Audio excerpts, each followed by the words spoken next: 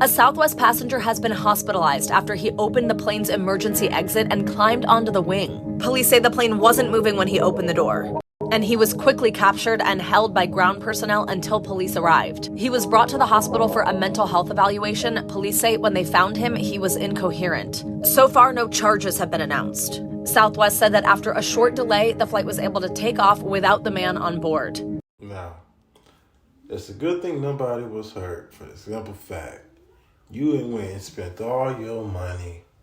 I wouldn't say all your money, shit. Plane tickets ain't cheap. You done spent your money on a plane ticket. That money could have fed some families, you know what I'm saying? It could have done a lot. Because a little can go a long way. You decide to buy a ticket just so you can climb on the wing of a plane and do something like this, man. Mental health is real, y'all.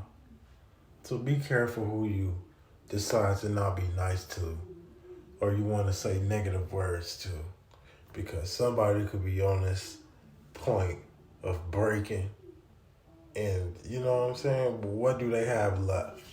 This story is f***ing crazy. This is 47-year-old history teacher Samuel Paty, who was teaching a class of 13-year-olds about freedom of expression. He reportedly showed his students cartoons of the Prophet Muhammad, which angered some Muslim parents, as most of the world's 2 billion Muslims believe that depictions of the prophets are blasphemous.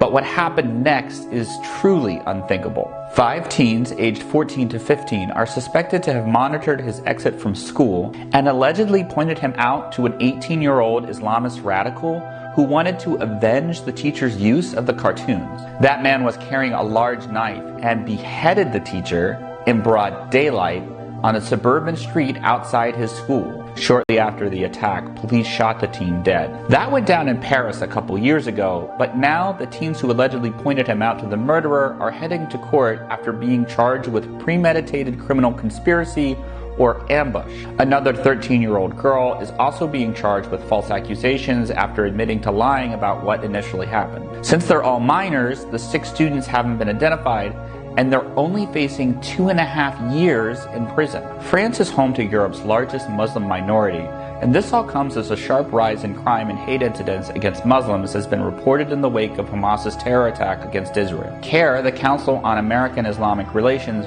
reported a 182% increase in the days after the terror attack. Now this is crazy just for the simple fact that these kids this young decide to do something so crazy. Decapitating somebody. I mean, what is going on in this world? I know COVID came here and ruined a lot of things, disrupted a lot of stuff, and stirred up a lot of stuff. But 3 years later, and it's just like a whole nother ball game, a whole new world we living in.